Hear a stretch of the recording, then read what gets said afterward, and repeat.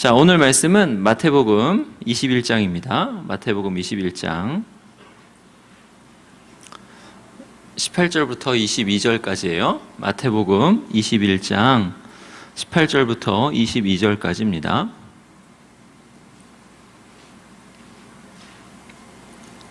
성경 봉독하는 시간은 하나님 말씀을 듣는 시간으로 여기고 이렇게 들으시는 거예요. 그래서 하나님의 말씀을 들으시기 바랍니다. 이른 아침에 성으로 들어오실 때에 시장하신지라 길가에서 한 무화과 나무를 보시고 그리로 가사 잎사귀 밖에 아무것도 찾지 못하시고 나무에게 이르시되 이제부터 영원토록 내가 열매를 맺지 못하리라 하시니 무화과 나무가 곧 마른지라. 제자들이 보고 이상히 여겨 이르되 무화과 나무가 어찌하여 곧 말랐나이까?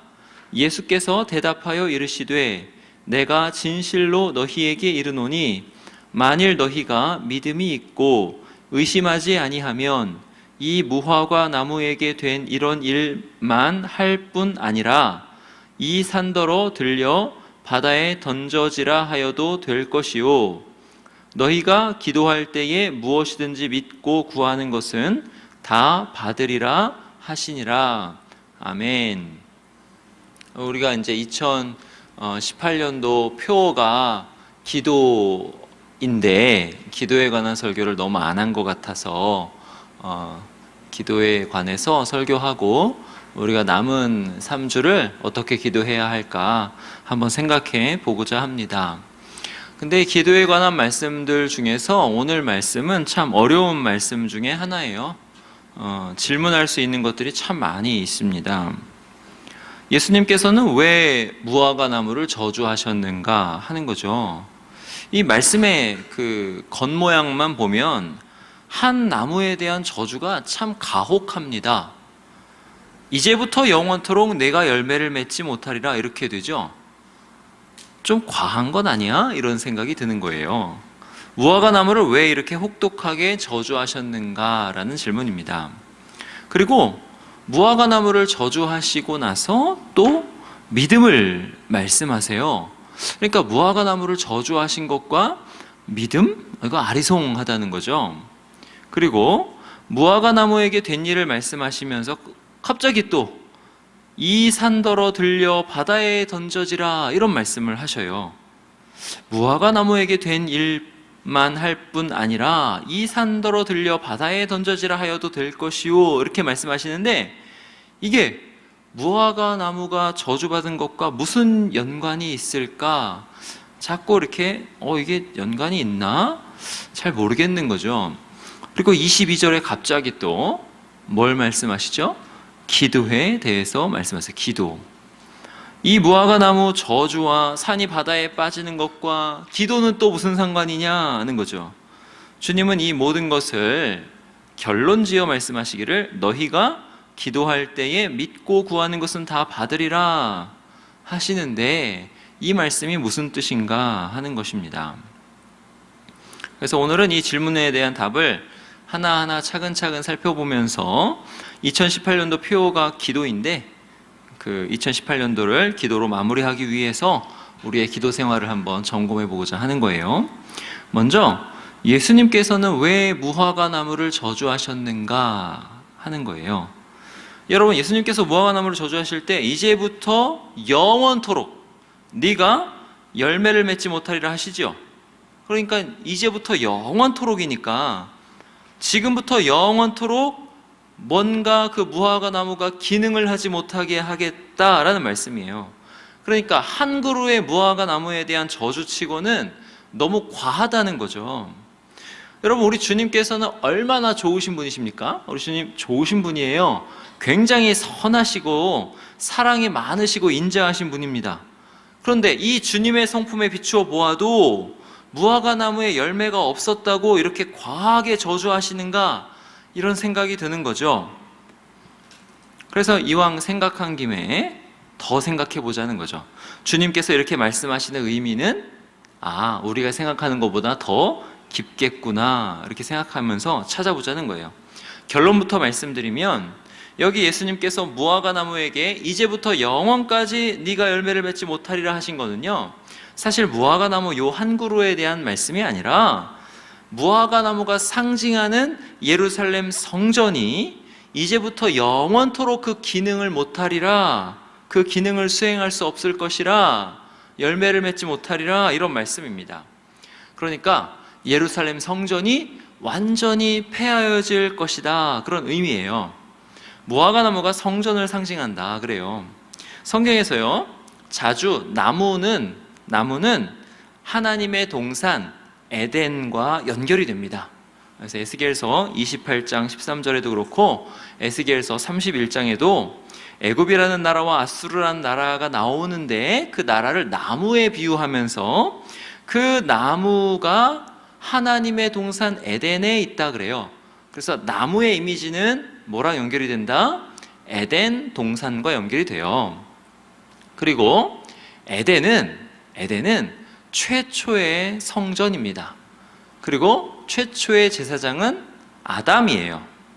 창세기 2장 15절에 하나님께서 아담을 에덴에 두시고 그것을 경작하여 지키게 하셨다 그러는데, 여기 경작하고 지킨다라는 어구는 한 15번 정도 성경에 등장하는데 그 중에 5번 정도가 성막에서 봉사하고 지킨다라는 뜻이에요. 제사장에게 쓰여요. 그러니까 아담은 제사장이고 에덴은 성소다, 이렇게 되는 거예요. 또 성막을 보면 성소를 가리는 휘장의 그룹, 그 천사, 그룹이라는 천사가 그려져 있는데, 이것은 에덴 동산에서 아담과 하와가 쫓겨났을 때 에덴 동편 입구에 천사가 지키고 있었던 것을 상징화, 형상화한 거예요. 그러니까 에덴이랑은 또 이제 뭐가 연결돼요? 성막, 성전, 성소가 연결이 돼요. 열왕기상 6장에서 7장에 성전에 대한 설명을 보면 더 확실하게 드러나요. 동산을 형상화한 것들이 막 나옵니다. 박과 핀 꽃이 나오고 종려와 핀 꽃 형상 뭐 이런 게 나와요. 석류 200개가 줄을 지었더라, 이런 표현도 나오고 백합화 형상 이런 게 나오고, 그 다음에 2줄의 박들이 있었다, 백합화 꽃처럼 만들었다, 꽃나무 모양으로 만들어진 10개의 등잔대가 있었다. 뭐예요? 거의 작은 과수원이에요, 성전이. 그러니까 성전은 뭐예요? 에덴 동산의 표상이죠. 그러니까 성전, 에덴, 그리고 에덴은 나무와 연결이 되는 거예요. 자, 이런 의미에서 주님은 무화과 나무를 보시면서 뭘 보신 거냐면 예루살렘 성전을 보신 거예요. 당시 성전이 딱 그 무화과 나무랑 똑같다는 거죠. 아무 열매도 찾지 못하는 곳이라. 그게 오늘 본문 바로 위에서 나오는 거예요. 예수님께서 성전을 정화시키실 때 성전 보고 뭐라 그래요? 강도의 소굴로 만들지 마라. 주님이 그렇게 말씀하십니다. 성전이 강도의 소굴이 돼서 아무런 제 기능을 못하는, 아무런 열매를 맺지 못한다는 것을 바로 그 위에 본문이 가르쳐 주는 거죠. 여러분, 성전은요, 만민이 기도하는 집입니다. 하나님과 그 백성을 연결하는 통로예요. 성전은 뭐냐면 하늘과 땅을 연결하는 통로예요. 그런데 오늘 본문 앞에 이제 12절을 보면 당시 성전에는 누가 있었어요? 매매하는 사람들, 돈 바꾸는 사람들, 비둘기 파는 사람들, 이런 사람들이 성전 안에 가득했어요. 어디 있었냐면 정확히 이방인의 뜰을 거의 점령하다시피 했어요. 근데 거기서 뭐 했냐면 잔뜩 돈에 혈안이 돼가지고 그렇게 있었어요. 어떻게 하면 내가 더 이득을 볼까라는 심산으로 가득 차서 거기서 있었다는 거죠. 이런 형편에서 사람들이 성전에 가서, 성전에 왜 가요? 하나님 만나러 가는 거잖아요. 성전에 가서 하나님 만날 수 있었을까요? 하나님 만나기 굉장히 어려웠겠지요. 여러분, 이스라엘 사람들은요, 1년에 적어도 3번은 예루살렘 성전으로 가서 하나님께 예물을 드리고 제사를 드려야 됐어요. 근데 예루살렘이 이렇게 중앙쯤에 있고 이렇게 영토가 크잖아요. 그러면 먼 지방에서 사는 사람들은 자기가 드릴 예물, 또 가축, 그 재물 이런 거를 끌고 가는 게 힘들잖아요. 그래서 율법에도 이렇게 얘기해요. 우선 그거를 돈으로 바꿔, 너네 지역에서. 그래서 그 돈을 가지고 성전으로 갑니다. 성전에 가서 거기 합당한 똑같은 양이나 염소나 소를 사서 예물로 사서 제물로 드릴 수 있도록 하였어요. 좋은 제도지요. 그런데 이 제도를 사람들이 악용하기 시작하는 겁니다. 당시에는 성전에서 쓰는 돈과 사회에서 쓰는 돈이 달랐습니다. 왜냐하면 성전에서는 거룩한 곳이니 거룩한 단위를 쓴다라고 하는 거예요. 그래서 성전에서 사용하는 돈은 은전의 단위인데 세겔이에요. 세겔. 그리고 일반 그 사회에서 쓰는 돈의 단위는 이것도 은전인데 데나리온입니다. 그러니까 돈이 단위가 다르잖아요. 그러면 자기가 쓰는 데나리온을 성전으로 가져가서 제물로 양이나 소를 살려면 세겔로 바꿔야 됐어요. 그러니까 환전을 해야 되는 거죠. 그러면 이 환전을 하려면 뭐가 있어요? 환율이라는 게 있는 거예요. 처음에는 성전에서도 양심적으로 제대로 돈을 바꾸어 주었는데 이게 점점 타락해가지고 사람들이 그 성전을 돈벌이 수단으로 사용하기 시작하는 거예요. 그래서 환율로 이득을 보기 시작하는 거죠. 돈 바꾸는 자들이 그래서 있는 거예요. 환율로 이득을 보겠다. 성전 세계를 좀 더 비싸게 불러서 이득을 보겠다라는 거죠. 그래서 사람들은 예배를 드리기 전에 제사 제물을 사면서부터 이미 돈을 바꾸면서 손해를 보기 시작하는 거예요. 하나님을 경외하는 마음으로 갔는데 돈을 바꿀 때 이미 마음이 상한다는 거죠. 자, 그렇게 돈을 바꾸고 제물로 쓸 정결한 짐승을 딱 사려고 보니까 그 짐승이 자기 동네에서 사고 파는 시세보다 비싸요. 그럼 그 과정에서 2배 손해를 보는 거죠. 한 번 환율로 손해를 보고 한 번 제물을 살 때 또 손해를 보는 거예요. 그러면 하나님께 예배하러 간 그 사람의 마음은 어떨까요? 자기가 생각한 그 가치보다 훨씬 더 높은 돈을 지불하면서 제사를 드리는 거예요. 너무 바가지 쓴다라는 느낌을 받고 굉장히 힘들어졌을 것입니다. 그러니까 성전에서는 뭐 해야 되냐면 하나님 만나야 되는 거잖아요. 기도하고 긍휼을 구하면서 제사를 지내고 그 과정에서 용서의 확신을 얻어야 돼요.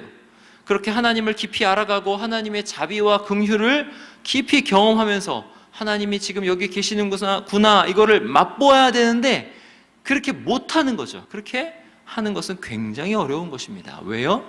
이미 손해본다. 돈에 마음이 계속 팔려서 그렇게 되는 거죠. 요새 여러분 예배당에 와서 하나님 만날 수 있나요? 여러분 이런 모습을 우리도 깊이 생각해 보아야 하는 모습이에요. 한번 생각해 보세요. 이게 요새는 또 어떻게 되고 있는지. 하여튼 이렇게 성전이 그랬기 때문에 이런 형편이었기 때문에 당시 성전은요 하나님과 백성을 연결하는 그 기능을 제대로 감당 못했어요. 하나님을 만날 수가 없었다 하는 거죠. 요한복음에 보면 이렇게 나와요. 예수님께서 이렇게 말씀하세요. 예수님이 말씀하시기를 예수께서 이르시되 나의 양식은 나를 보내신 이의 뜻을 행하며 그의 일을 온전히 이루는 이것이니라 이거예요. 사마리아 여인에게 생명수를 주고 그 여인이 메시아를 만난 기쁨에 새 생명을 얻게 하고 나서 예수님은 그때 이제 점심시간인데 식사를 안 하셨거든요. 그때 제자들이 이것 좀 이렇게 잡수소서 그러니까는 나는 배불러 나의 양식이 지금 채워졌어 하면서 하신 말씀이에요. 나의 양식은 나를 보내신 이의 뜻을 행하며 그의 일을 온전히 이루는 것이야. 근데 예수님이 성전에 딱 가셔서 하나님의 일이 이루어지고 있나 보시는데 어때요? 하나도 안 이루어지는 거죠. 여러분 얼마나 예수님께서 성전에서 시장하셨을까요? 굉장히 배고프셨을 것입니다. 그런 성전의 현실이 오늘 본문에 보니까 이른 아침에 예수님을 아마 더 시장하게 하셨을 거예요. 그래가지고 배고프셔가지고 무화과나무를 딱 봤는데 이 무화과나무 성전을 상징하는 그것이 될 수 있는 그 무화과나무에 열매가 없는 거예요. 그래서 예수님은 무화과나무를 저주하신 거죠. 이제부터 영원토록 네가 열매를 맺지 못하리라. 그럼 이 말씀은 단순히 무화과 나무에 대한 저주가 아니라 예루살렘 성전에 대한 저주인 거죠. 이제 예루살렘 성전이 완전히 폐하여질 것을, 이제부터 영원토록 폐하여져서 이제 그 눈에 보이는 예루살렘 성전으로는 하나님께 나아갈 수 없을 것임을 말씀하시는 것입니다. 근데 제자들은 이런 깊은 의미를 깨닫지 못하고 그저 무화과 나무가 마른 그 현상만을 보고 이걸 이상하게 여기죠. 이상하다. 그래서 주님께 질문합니다. 주님, 무화과 나무가 어찌하여 말랐습니까? 이에 대하여 주님이 그 이면의 진리를 드러내세요. 그 이면의 진리가 믿음이랑 연결되는 거예요. 예수께서 대답하여 이르시되 내가 진실로 너희에게 이르노니 만일 너희가 믿음이 있고 의심하지 아니하면, 이렇게 말씀하는 거죠. 믿음이 있고. 자, 이제 두 번째 질문으로 넘어갑니다. 주님께서 무화과 나무를 저주하신 것과 믿음이 무슨 상관이 있죠? 여러분, 믿음은 하나님을 온전히 신뢰하는 게 믿음이죠. 그 말은 뭐냐면 나에게 혹시 해로운 일이 발생해도 이 모든 것을 주관하시는 하나님이 선하시니까 이 일은 사실은 나에게 유익이라고 믿는 게, 그런 게 믿음인 거예요. 그러니까 주님이 여기서 믿음을 얘기하시는 건 뭐냐면 주님이 이런 믿음으로 무화과 나무를 저주하셨다는 거죠. 하나님을 온전히 신뢰하여 무화과 나무를 저주하셨다는 거예요.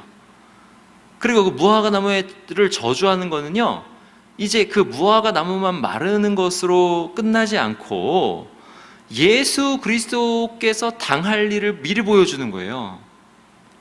예수 그리스도께서 어떤 일을 당하는데 그 일을 통해서 하나님께 나아가는 길이 열린다는 거죠. 이제 성전으로는 하나님께 나아가는 이 길이 닫혔어요. 이제 예수 그리스도 안에서 그 길이 열린다는 거예요. 예수 그리스도께서 이제 어떤 일을 당하시면서. 요한복음 2장으로 가볼까요? 요한복음 2장. 요한복음 2장입니다. 마태복음, 마가복음, 누가복음, 요한복음. 그래서 요한복음 2장 18절이에요. 요한복음 2장 18절. 자, 거기 보시면 14절부터 보시면 예수님이 성전을 또 정화하시죠. 소와 양과 비둘기 파는 사람들과 돈 바꾸는 사람들의 앉아 있는 것을 보시고 이렇게 채찍 만드셔가지고 돈 쏟으시고 상 엎으시고 내쫓으시고 내 아버지의 집으로 장사하는 집을 만들지 말라, 이렇게 하셨어요. 그 뒤에 이제 18절. 이에 유대인들이 대답하여 예수께 말하기를 내가 이런 일을 행하니 무슨 표적을 우리에게 보이겠느냐? 예수께서 대답하여 이르시되 너희가 이 성전을 헐라 내가 사흘 동안에 일으키리라. 유대인들이 이르되 이 성전은 46년 동안에 지었거늘 내가 3일 동안에 일으키겠느냐 하더라. 그러나 예수는 성전된 자기 육체를 가리켜 말씀하신 것이라.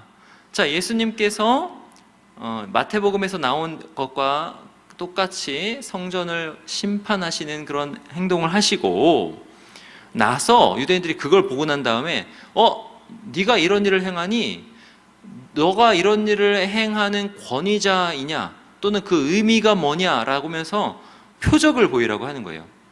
근데 그 표적을 보이라고 할 때 주님의 대답이 이거죠. 너희가 이 성전을 헐라 내가 사흘 동안에 일으키리라 하는 거예요. 그러면 성전을 심판하는 그 표적은 뭐라는 거예요? 성전된 예수 그리스도의 몸, 그 몸이 십자가에 달려 죽으실 것이고 그리고 부활하실 것이다. 그것이 그 표적이라는 거죠. 예수님께서 무화과 나무에게 하신 그 저주, 성전을 폐하겠다라는 말씀은 사실 예수 그리스도의 십자가의 고난과 죽음을 미리 말씀하시는 거죠. 그리고 나중엔 부활과 연결됩니다.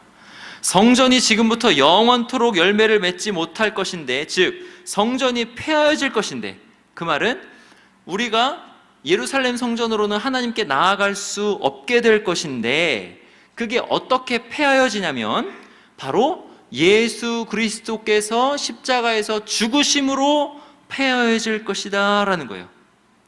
그리고 예수님이 부활하셔서 옛 성전이 폐하여지고 이 하나님께 나아가는 새 길이 열릴 것이다, 그런 뜻입니다.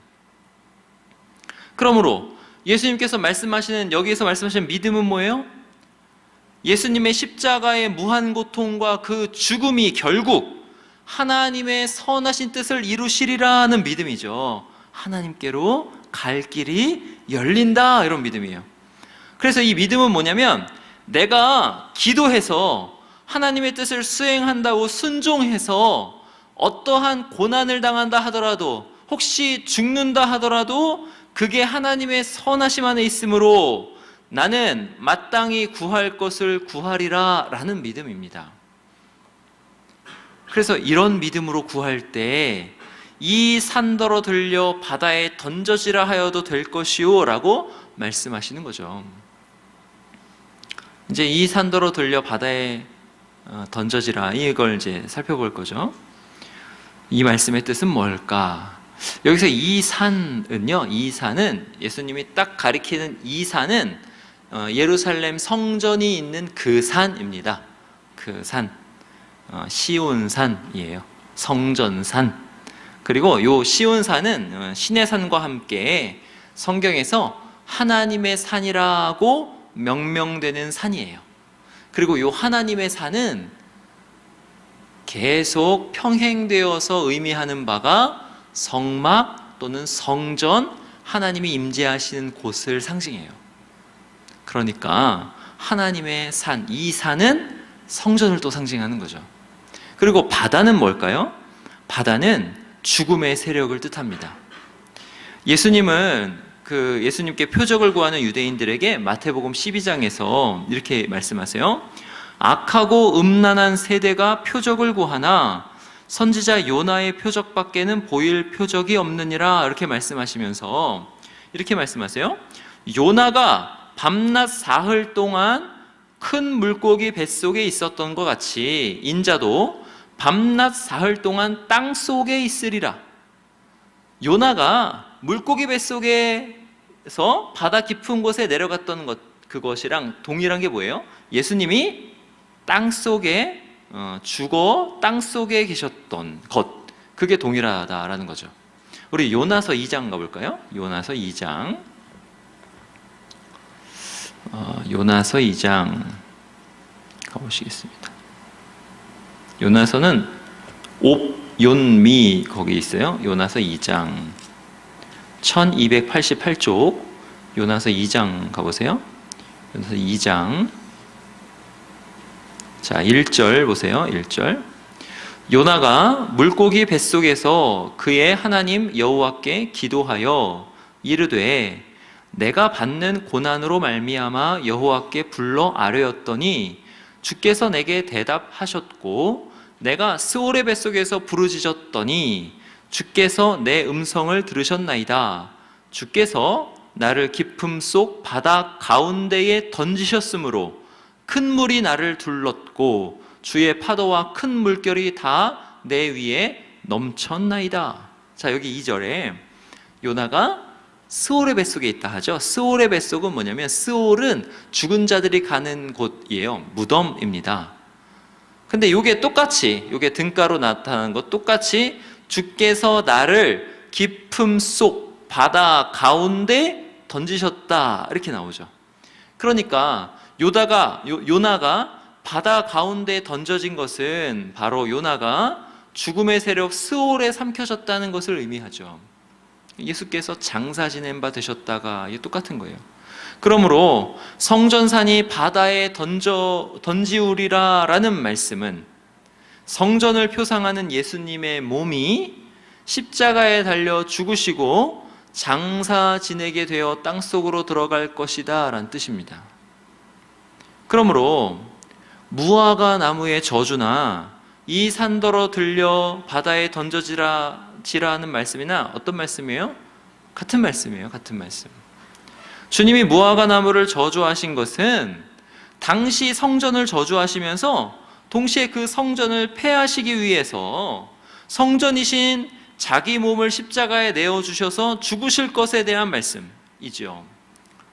또 똑같이 이 산더러 바다에 던져지라는 말씀도 성전을 표상하는 하나님의 산이 죽음의 세력인 바다에 던져져서 성전이 폐허해질 것을 말씀하시는 것인데, 이것도 요나서랑 같이 보니까 성전이신 예수 그리스도의 몸이 십자가에 내어주셔서 친히 죽으시고 땅속으로 들어가 장사 지낸 바 될 것임을 말씀하는 거죠. 그렇게 예수님께서 죽으시면서 하나님께 나아가는 기능을 상실한 그 성전을 완전히 폐하시고 심판하신다는 거죠. 여러분, 예수님이 십자가에 달려 죽으실 때 어떤 일이 일어납니까? 성전의 휘장이 위에서부터 아래로 쫙 찢어지죠. 똑같은 거예요. 예수 그리스도께서 그 몸이 죽으실 때, 그 몸이 죽으실 때 성전이 폐허해진다. 성전이 그 기능이 완전히 폐허해진다. 이제부터 영원토록 폐허해진다. 이런 뜻입니다. 자, 그렇게 되시고 나서 주님이 어떻게 되셨어요? 요한복음 2장 21절까지만 읽었는데 요한복음 2장 22절은 이렇게 말씀합니다. 죽은 자 가운데서 살아나신 후에야 제자들이 이 말씀하신 것을 기억하고 성경과 예수께서 하신 말씀을 믿었더라. 자, 아까 예수님께서 이 성전을 헐라 내가 사흘 동안에 일으키리라 하셨죠? 근데 그 성전은 예수님의 몸을 가리킨다 했어요. 그런데 정말 예수님께서는 사흘 만에 부활하셨습니다. 그러면 내가 사흘 동안에 일으키리라 한 그게 뭐였어요? 성전이었죠. 그러니까 예수 그리스도의 몸이 부활함으로 이제 우리에게 새 성전이 주어졌다라는 거죠. 새 성전. 골로새서의 말씀으로 하면 새 창조, 새 성전이 주어졌다는 거예요. 이 새 성전은 바로 예수 그리스도의 부활의 몸이라는 거죠. 이제 우리는 예수 그리스도의 부활의 몸 안에서 하나님께 나아갈 수 있게 되었다는 거죠. 옛 성전은 그 기능이 완전히 폐하여졌고 이제 하나님께 어떻게 나아가느냐 할 때는 예수 그리스도의 부활의 몸 안에서 하나님께 나아갈 수 있다는 거예요. 하나님과 깊이 교제할 수 있다는 거예요. 성전의 기능이 예수 그리스도의 부활의 몸 안에서 이루어지는 거죠. 그리고 이전 성전, 옛 성전의 그 기능 완전히 폐하여진 것입니다. 이러한 조망 안에서, 이러한 깨달음 안에서 본문 22절이 이해가 되는 거죠. 이제 너희가 기도할 때에 무엇이든지 믿고 구하는 것은 다 받으리라 하시니라. 자, 이게 어디랑 연결이 돼요? 본문 앞에 13절이랑 연결이 돼요. 13절에 어떻게 얘기해요? 그들에게 이르시되 기록된 바 내 집은 무슨 집? 기도하는 집이라 일컬음을 받으리라 하였거늘. 자, 이렇게 성전은 기도하는 집이라 하셨죠? 이 기도하는 집의 기능이 예루살렘 성전에서는 완전히 폐허해졌다는 거예요. 그런데 이거 폐허해졌는데 이제 그럼 기도를 어떻게 했을 때 이제 우리가 완전히 보장되고 열린 길이 생겼다라는 거예요. 그 길은 뭐예요? 이제 새 성전 안에서 우리 주 예수 그리스도의 부활의 몸 안에서 우리는 하나님께 기도할 수 있다는 거죠. 그리고 그렇게 기도하면, 예수님 믿고 기도하면 다 응답된다라는 거예요. 이제 누구든지 예수님 믿고 예수님의 부활의 몸 안에서 하나님께 믿고 구하면 다 받게 된다는 것입니다. 하나님을 찾아 만날 수 있는 길이 완벽하게 보장되고 열렸다는 거예요. 어디서? 새 성전이신 예수 그리스도의 부활의 몸 안에서 열렸다는 거예요. 그게 다른 서신서의 표현으로 하면 그의 사랑의 아들의 나라로 우리가 옮겨졌다라는 거고요. 우리가 하나님 앞에 있다라는 거고요. 예배 드릴 때 우리가 어디에 있느냐? 저 천상 하나님 앞에 있다라는 거예요. 이 신비이지만 그렇게 성경은 말씀하는 거예요. 부활하신 예수께서 지금 어디 계신가? 승천하셔서 재위하셔서 하나님 보좌 우편에 계시는 거기에 내가 예배할 때 예수 그리스도의 부활의 몸 안에서 나도 거기에 있다는 거죠. 나도 거기에서 기도할 때 예수께서 마치 거기서 구하는 것처럼 하나님이 반드시 들으시고 그 기도를 응답하신다, 이런 뜻입니다. 새 성전이신 예수 그리스도의 부활의 몸 안에서 하나님과 완벽하게 함께 있을 수 있고 기도할 수 있다라는 뜻입니다. 그러므로 여기서 주님께서 기도에 관해서 가르쳐 주신 이유가 나오는 거죠. 우리가 어떻게 기도해야 되는가라는 거예요. 어떻게 기도해야 되는가? 여러분, 기도할 때 그냥 우리의 마음의 소원을 대상이나 향방 없이 그렇게 그냥 중얼중얼 되는 게 아니라는 거죠. 기도는 어떻게 해야 되는가? 기도는 옛날 이스라엘 백성들이 예루살렘 성전을 향해서 그 성전에 하나님이 계시다는 것을 믿고 기도한 것처럼, 하나님을 향해서 그렇게 기도한 것처럼, 이제 그 성전의 기능은 완전히 폐허해졌어요. 그러니까 이제 그것처럼 우리는 어떻게 기도해야 되냐면, 새 성전이신 예수 그리스도를 믿고 하나님과 우리가 예수 그리스도의 부활의 몸 안에서 함께 있다는 것을 믿고 하나님을 향하여, 하나님이 여기 계셔라는 것을 믿고 하나님을 향하여 기도하는 거죠. 그리고 그렇게 기도하면 하나님이 반드시 그 기도를 들으시고 응답하신다는 것을 믿고 기도해야 된다는 거예요. 하나님은 예수 그리스도 안에서 예수 그리스도를 믿는 믿음으로 구하는 기도는 반드시 들으십니다. 이게 이 말씀이에요. 그래서 무화과나무 저주, 이 산이 들려 바다에 던지우는 것, 이렇게 말씀하시는 것입니다. 여러분, 우리가 이것을 종종 잘못 알고 있는 것이 있는데 뭐냐면, 믿고 구하라고 하니까 기도는 거창한 것으로 생각하는 거죠. 하나님 뜻대로 해야 될 것만 같고, 예수님이랑 직접적으로 상관이 있어야 될 것만 같고, 믿음으로 기도해야 하라니까 막연하게 생각하는 거예요. 그래서 결국 어떻게 돼요? 기도를 안 해요. 하나님의 뜻이 뭔지도 모르겠고 관심도 없으니까 기도를 안 해요. 그런데 한번 생각해 보세요. 여러분, 예수 그리스도의 대속을 의지하지 않고 여러분 지금 한순간이라도 살 수 있습니까? 없어요. 여러분 삶에서 예수님 의지하지 않고 하는 거 있어요? 없어요. 여러분 지금 호흡하는 것 다 예수 그리스도 안에서 허용되고 할 수 있는 거예요. 여러분 지금 살면서 여기 나온 것, 여기도 예수 그리스도 안에서 이렇게 할 수 있는 거고, 직장에서 일하는 것 예수 그리스도 떠나서 할 수 없는 거예요. 믿는 자나 믿지 않는 자나 똑같아요. 믿는 자는 그것을 예수 그리스도 아니라고 깨닫고 안 거죠. 성령 안에서 그걸 아는 거죠. 생각해 보세요. 그럼 우리가 기도를 어떻게 해야 되는가? 다 기도해야 되는 거죠. 다. 모든 걸 가지고 다 기도해야 되는 거예요. 여러분, 연애 문제 기도해야 돼요. 예수님 떠나서 연애할 수 있을 것 같아요? 여러분, 시간 사용 문제 기도해야 돼요. 수요일 날 오셔가지고 그렇게 우린 같이 기도합니다. 믿음 가지고 기도해요. 하나님, 월화수 잘 못 살았습니다. 하나님 생각 안 하고 살았습니다. 목금토 하나님 생각하며 하나님께 영광 돌리며 인식하며 믿음으로 살게 해주세요. 기도합니다. 그럼 목금토 그렇게 사라져요. 시간 관리도 기도해야 되는 거예요. 여러분, 먹고 사는 문제, 여러분 예수님 없이 여러분 먹고 살 수 있습니까? 없어요. 먹고 사는 문제 기도해야 돼요. 믿음으로 기도해야 돼요. 여러분, 믿음 아닌 게 있어요? 아무것도 없습니다. 결혼 문제, 왜 그렇게 기도를 그렇게 안 하세요? 여러분, 결혼 문제 가지고 기도 안 하면 이상한 사람 만납니다. 저주가 아니라 인식이 없어요. 내놓고 좀 기도하세요. 하나님이 다 해주시겠지. 하나님은 해주시고 싶으신데 내가 못 알아봐요. 이상한 사람한테 끌리고. 결혼 문제 기도해야 돼요. 믿음 아니고 우리가 살 수 있는 게 있어요? 없어요. 다 기도해야 되는 거예요. 다. 어떻게? 믿음으로.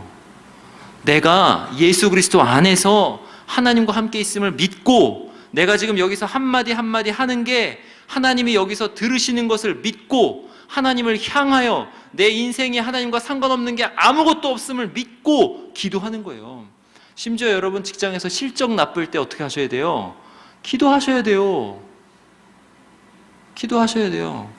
여러분, 실적 좋아져가지고 내가 벤츠 타겠다라고 기도하는 거 아니잖아요. 직장에서 안 잘리게 해주세요. 실적 나쁘면 잘리니까. 어떻게 해야 돼요? 기도해야죠. 예수 그리스도 안에서 내가 믿음으로 살지 않는 영역에 아무것도 없으므로, 믿음 없이는 내가 살 수 있는 게 아무것도 없으므로 다 기도해야 되는 것입니다. 다. 사소한 것 다. 기도하셔야 돼요. 그러면 그렇게 기도하면 어떻게 돼요? 기도하면 하나님이 반드시 들으신다는 거죠. 그리고 살면서 어떻게 돼요? 하나님이 내 기도를 들으셨구나. 이게 하나님과 연결이 되는 거예요. 하나님 영광 받으소서. 하나님 영광 받으소서. 여러분, 실적을 위해서 기도하면, 실적이 좋아지면 내 인생이 예수님과 상관이 없는 게 아니구나. 하나님 영광 받으소서. 왜 기도를 안 합니까? 이 좋은 기도를. 그럼 기도는 뭐예요? 예수님을 더 알아가고 더 경험하게 되는 거죠. 모든 영광이 다 예수님께 돌아가는 거고, 내가 겸손해야지 이렇게 하지 않아도 기도하면 자연스럽게 겸손할 수밖에 없는 거고. 왜? 예수님이 다 해주시는 인생을 보니까. 여기서 주된 것은 뭡니까? 예수님이죠. 예수께서 행하신 그 대속 안에서, 예수께서 행하신 십자가와 부활 안에서 내 인생이 다 주님이 행하시는 거죠. 그래서 기도는 예수님을 믿는 믿음으로 하는 것입니다. 이 기도의 측면은 살아도 주를 위하여 산다라는 말씀이에요. 우리가 살고자 하는 이유, 직장에서 문제가 해결받고자 하는 이유, 연애의 문제가 해결되고 결혼 문제가 해결되고 먹고 사는 문제가 해결되고 건강해지고자 하는 그러한 모든 이유는 뭐예요? 다 살아도 주를 위하여 살고에 들어가는 거예요. 주를 위한 것이라, 이런 뜻입니다. 이 안에서 우리가 예수님을 믿고 아뢰는 것은 다 주를 위한 것이기 때문에 응답된다라는 거예요. 주님께 영광이 된다. 사소한 것이라도 여러분의 소원을 가지고 주님께 나아가 믿음 가지고 바른 방향으로 기도하시기 바랍니다. 주님께서 기도에 대해서 가르쳐 주시는 두 번째는 뭐냐면 21절에 나오는 거예요. 만일 너희가 믿음이 있고 의심하지 아니하면 이 무화과 나무에게 된 이런 일만 할 뿐 아니라 이 산더러 들려 바다에 던져지라 하여도 될 것이요. 이건 앞에서도 살펴보았듯이 간단한 기도가 아닙니다. 이 기도는 심히 하기 어려운 기도예요. 왜냐하면 이 기도는 뭐냐면 내가 죽겠습니다 라는 기도예요. 내가 힘들어지겠습니다 라는 기도입니다. 예수님께서 무화과 나무를 저주하신 건 당신 스스로가 십자가 길로 가겠다라는 천명과도 같은 거예요. 성전을 폐하실 것인데 어떻게 폐하실 거예요? 예수 그리스도의 십자가에서 자기의 육체가 죽는 그 죽음으로 무한 고통을 받는 그 십자가의 죽음으로 성전을 폐하시는 거잖아요. 예수님께서 십자가에 달려 죽으실 때 아까도 얘기했지만 성소의 휘장이 위에서 아래로 찢어졌다. 예수님의 죽음과 함께 옛 성전이 폐허졌다. 그것이잖아요. 이 산더러 들려 바다에 던져지라 하는 기도도 예수님께서 바로 십자가를 지시겠다라는 기도죠.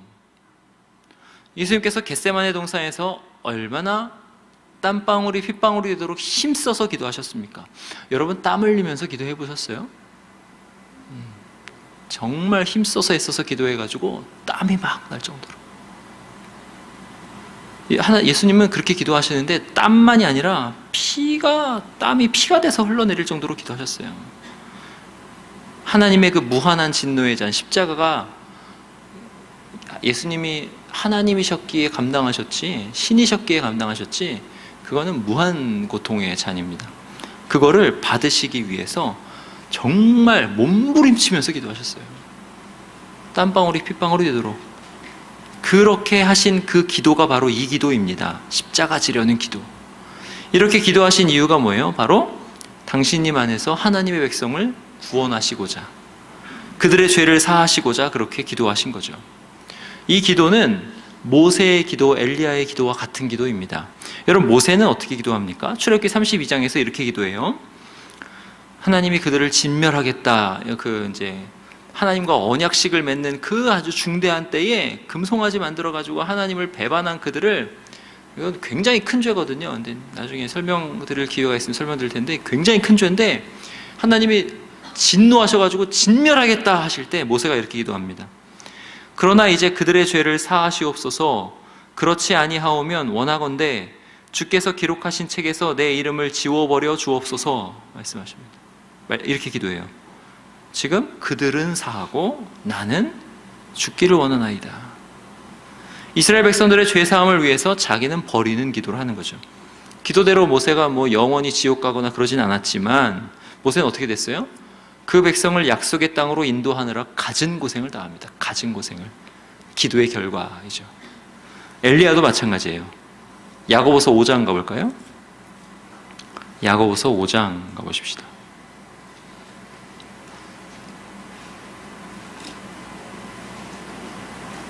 야고보서 5장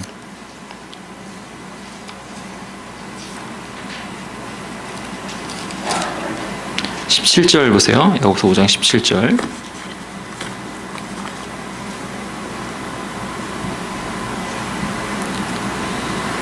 엘리야는 우리와 성정이 같은 사람이로되 그가 비가 오지 않기를 간절히 기도한즉 3년 6개월 동안 땅에 비가 오지 아니하고 다시 기도하니 하늘이 비를 주고 땅이 열매를 맺었느니라.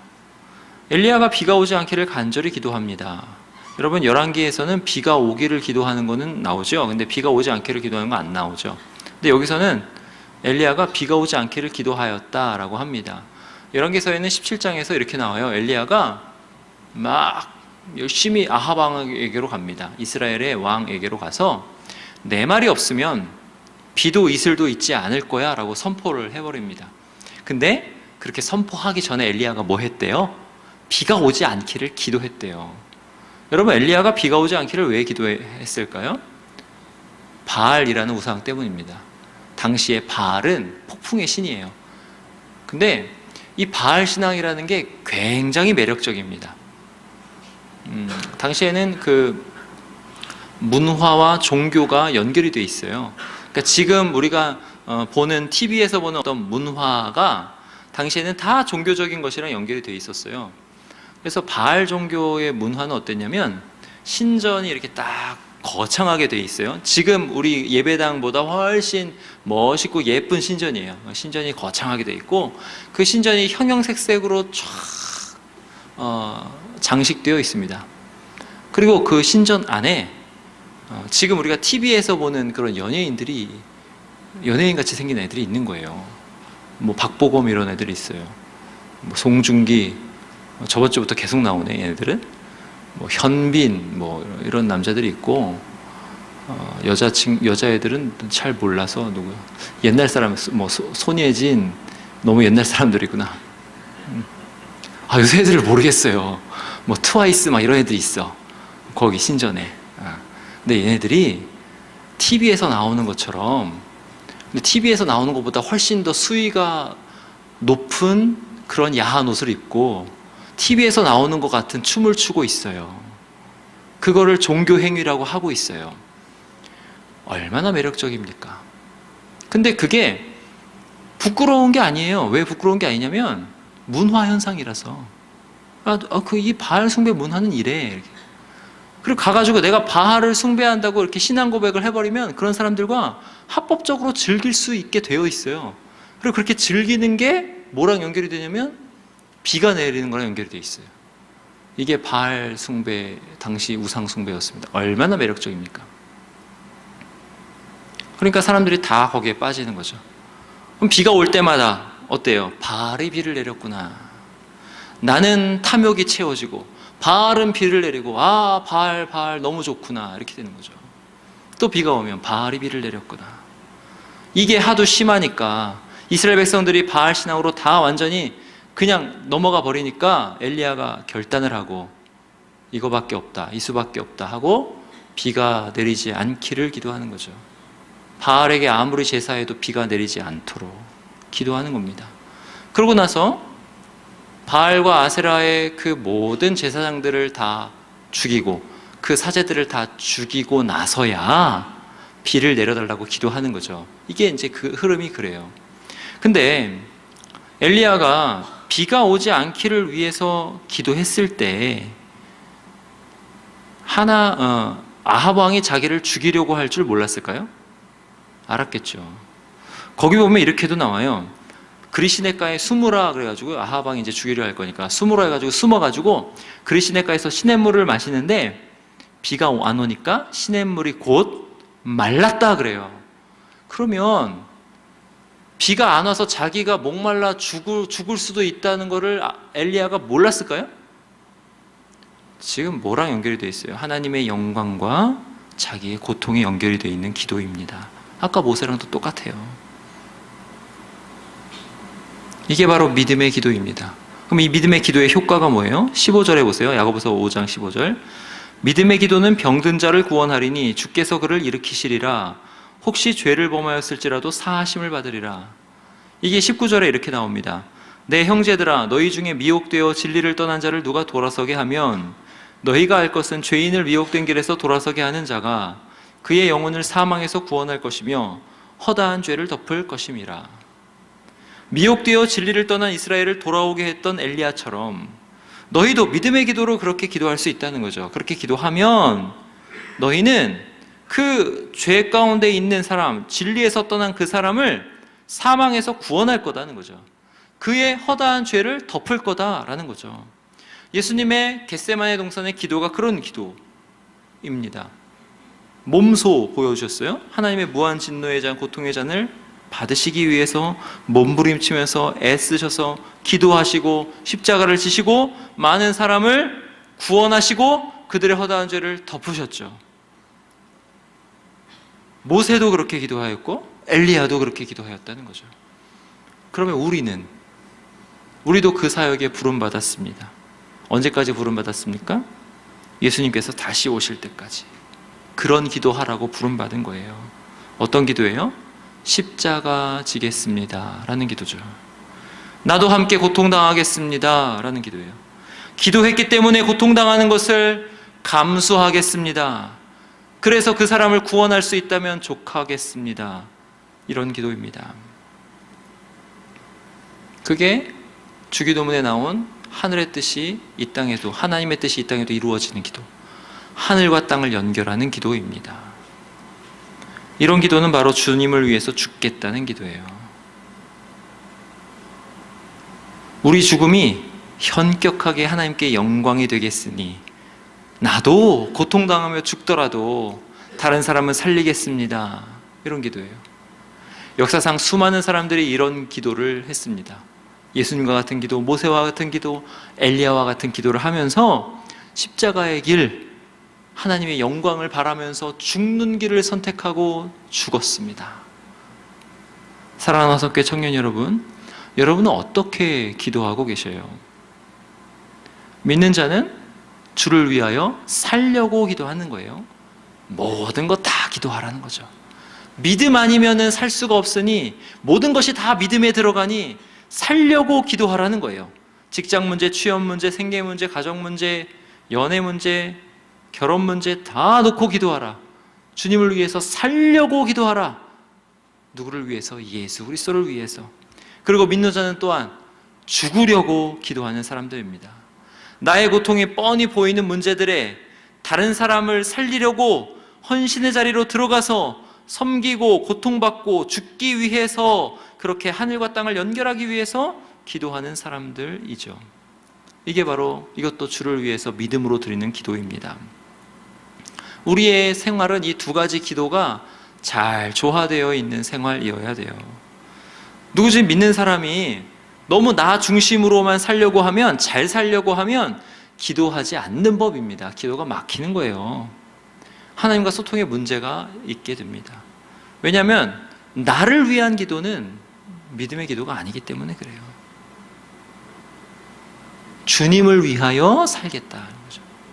자, 이런 사람은 이미 새 사람이 된 사람이에요. 어떤 새 사람? 내가 사는 모든 것이 주님과 상관없는 것이 없다 라고 완전히 바뀌어버린 거듭난 새 사람입니다. 그래서 기도하는 거예요. 내가 사는 목적이 주님이니까 나를 좀 살려주세요 라는 기도입니다. 누구든지 그래서 모든 것을 놓고 살려고 기도해야 돼요. 그리고 누구든지 믿는 사람의 기도 안에는 꼭 뭐가 들어가야 되냐면 나의 고통과 나의 죽음을 감수하겠다, 십자가를 지겠다라는 기도가 들어가야 됩니다. 이러한 기도는요, 불의가 있는 곳에 의로움이 회복하게 해달라, 그런 기도예요. 여러분, 이렇게 기도하면요 어떻게 돼요? 그 불의, 그것에 가득한 불의가 의로움을 위해서 기도하는 나를 공격하기 시작합니다. 여러분 각자 있는 곳에서 저는 모르지만 여러분은 아는 그런 불의한 것들이 있죠. 그럼 그 불의한 것들을 위해서 기도하면 어떻게 되냐면 그 불의가 여러분을 공격해요. 저의 영역은 어디냐면 교계의 영역입니다. 교계의 영역에서 제가 그 불의를 보고 이렇게 기도하면 그 불의가 누굴 공격하냐면 저를 공격해요. 힘듭니다. 살기 힘들어요. 고통당합니다. 그러한 기도를 여러분이 각자의 삶 가운데서 여러분이 있는 곳에서 여러분이 보는 그 불의를 놓고 기도하는 거예요. 고통을 감수하면서. 그리고 그 불의를 의로 바꾸려고 여러분의 행동을 기도로 참여하고 변화시키는 겁니다. 그럼 여러분이 고통당하고 십자가를 거기서 지는 거예요. 또 어떤 기도가 있어요? 성결함이 없는 곳에 성결함을 달라는 기도죠. 그렇게 기도하는 사람은 세상으로부터 너만 깨끗하냐 이렇게 공격을 받죠. 성결하게 살려고 하면 부정한 것, 더러운 것이 와서 막 공격하기 시작합니다. 힘듭니다. 여러분 한번 해보세요. 제가 성결하게 살겠습니다 라고 하면 그 주에 얼마나 더럽고 추잡한 생각이 나고 공격이 오고 하는지 몰라요. 근데 그러한 공격을 감수하면서 기도하는 거죠. 성결함을 위해서. 여러분이 각자 있는 그 곳에서 고통당하면서 그렇게 기도하는 거예요. 또 어떤 기도가 있어요? 불신앙이 만연한 곳에 하나님에 대한 믿음을 달라, 이런 기도. 여러분이 기도하는 과정에서 또 힘든 일이 발생해요. 그 불신앙의 근원이 막 무너지기 시작하거든요. 기도하면. 어떤 집은 그렇게 기도하면 망해요. 사업이. 예수님 말고 돈을 막 의지했던 그런 집은 하나님 우리 아버지 예수님 믿게 해주세요 했더니 갑자기 잘 나가던 사업이 망합니다. 그런데 기도할 수 있겠어요? 기도하라는 거예요. 사업 망하면 그 망하는 것 안에서 이것이 하나님의 선인 줄 알고 십자가 지고 고통당하면서 기도하는 거예요. 뭐가 더 중요하니까 불신앙에서 믿음으로 오고 기껏 사업 잘 돼서 이 땅에서 그렇게 잘 살면 뭐예요? 예수 그리스도 안에서 참 생명을 누려야지. 그 참 생명으로 옮기는 게 더 중요하니까 그것을 감수하는 거예요. 어떤 사람은 그렇게 기도하면 아파요. 건강을 잃어버려요. 그것도 감수하면서 기도하는 겁니다. 그 사람이 가지고 있던 그 불신앙의 근원이 무너지기 시작할 때, 만약 여러분 집안에서 엄마가 아프다고 쳐봐요. 얼마나 불편해요? 얼마나 힘듭니까? 얼마나 또 나도 힘들어요. 엄마 아픈 것 자체가 내가 얼마나 고통이에요. 그거 감수하면서 기도하는 거예요. 하나님 저분이 믿게 해주세요 라고 기도하는 순간 그가 의지하는 그것이 무너지기 때 나도 고통받는다는 거죠. 그런데도 감수하면서 기도하라는 거죠. 그게 믿음의 기도입니다. 사람이 하나님께 항복하면서 돌아오는 과정에서 나도 함께 고통을 당하는 거예요.